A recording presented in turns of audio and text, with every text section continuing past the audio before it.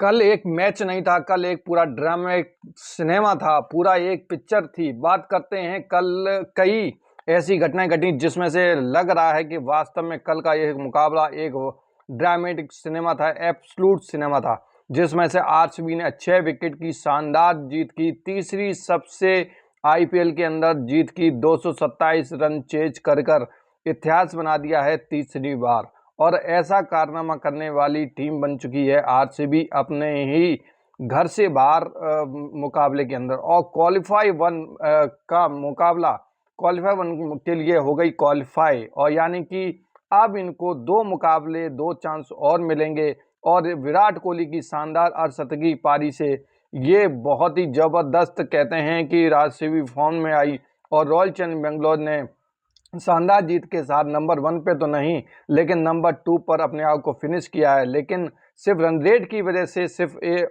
70 कहते हैं कि 0.0071 की रन रेट की वजह से ही रॉयल चैलेंजर्स बेंगलोर रह गई, नहीं तो बहुत कारनामा कर देती रॉयल चैलेंजर्स बेंगलोर। और आरसीबी ने कमबैक किया और शानदार जीत की, जिसमें से जितेश शर्मा का 85 रन की शानदार ताबड़तोड़ कहते हैं कि बैटिंग 33 गेंदों पे अंदर 85 रन बनाकर एक आरसीबी के लिए 6ठे विकेट की साझेदारी में अहम भूमिका निभाते हुए बहुत ही शानदार कमबैक किया, और इस आरसीबी ने ये 6 विकेट से मुकाबला जीत लिया है। और अगर हम बात करें कि इसमें जो घटना घटी है 16.4 ओवर के अंदर दिग्विजय राठी ने जो कारनामा किया है, जो कारनामा करने के लिए जाने जानते हैं, उन पे कहते हैं कि एक मैच सस्पेंड भी हुए और मैच फीस का फाइन भी लगा। लेकिन बेशर्मों को आदत होती है कि वो कारनामा बार बार करने की।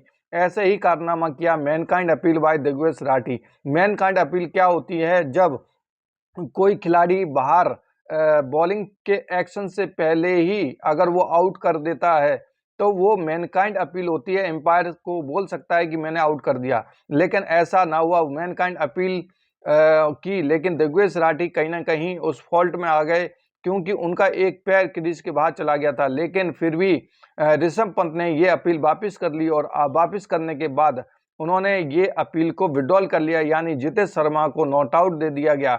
और ये दिग्विजय राठी एक चीटर और कहते हैं कि बेशरम बेयाद, जितना उनको अगर बोला जाए उतना कम है। लेकिन इसी के साथ अगर हम बात करें कि ऋषभ पंत ने शानदार कमबैक किया 118 पे, और कहते हैं कि नॉट आउट, और शानदार गुलाटी खिलाते हुए करिश्माई सर्कस वाला कहते हैं कि कारनामा करते हुए ऋषभ पंत ने जबरदस्त मतलब कि कमबैक किया। लेकिन उस कमबैक से होता क्या है, लेकिन खुद को फॉर्म में वापसी आना था। लेकिन अगर हम बात करें पूरे 13 मैच के अंदर 151 इन्होंने रन बनाए, और 14 मैच के अंदर 118 रन ही अकेले मैच में बनाए। तो ये इनकी पूरी आईपीएल की 2025 की एलएसजी की तरफ से ये पारी थी।